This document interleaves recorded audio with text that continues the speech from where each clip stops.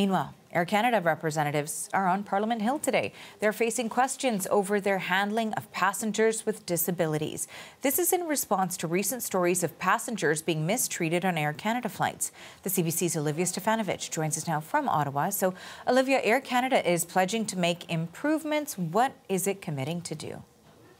Well, Arthi, Air Canada is apologizing for the way it's treated passengers with disabilities, and it's promising to make changes. Now, this comes after CBC News reported on multiple incidents involving passengers with disabilities. Incidents such as the airline losing or damaging mobility aids.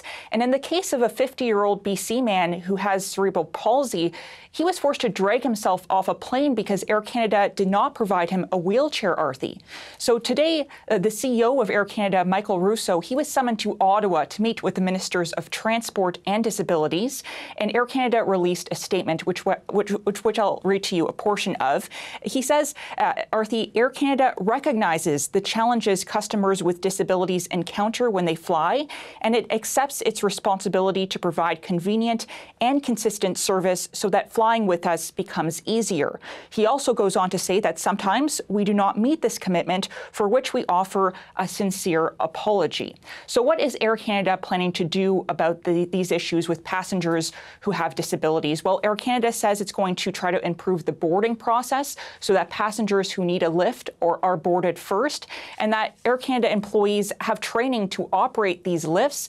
The airline also promises to change the way passengers can track their mobile aids that are stored on aircraft. So now passengers will have the ability to go on the Air Canada mobile app and track these devices. Air Canada is also creating a new senior position to implement these changes and make sure they're actually put in place. But Arthi, all of these changes that are being announced today, they were actually part of Air Canada's accessibility plan that was put forward in June. What's new today, though, is that Air Canada says it will speed up this work. And so we were talking also about the fact that there's a meeting happening on Parliament Hill, lots to tackle, as you've outlined. What do we know about what's happening at that meeting? Well, the meeting wrapped up this morning on Parliament Hill, and this involved the CEO of Air Canada and the Ministers of Transport and Disabilities. From what we understand, this was a lengthy meeting that focused on outcomes, and NDP leader Jagmeet Singh commented on this situation earlier today. He raised concerns about the federal government's response to all of this, and he says he wants to see a policy change. Let's take a listen. No one in our country should be afraid to fly, that they're going to be stranded without the ability to move around once they get off the plane. That's wrong, and that should not happen.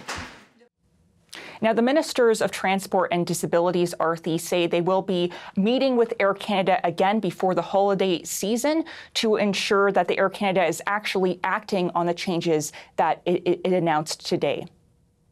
Thanks for this, Olivia. That is Olivia Stefanovic in Ottawa.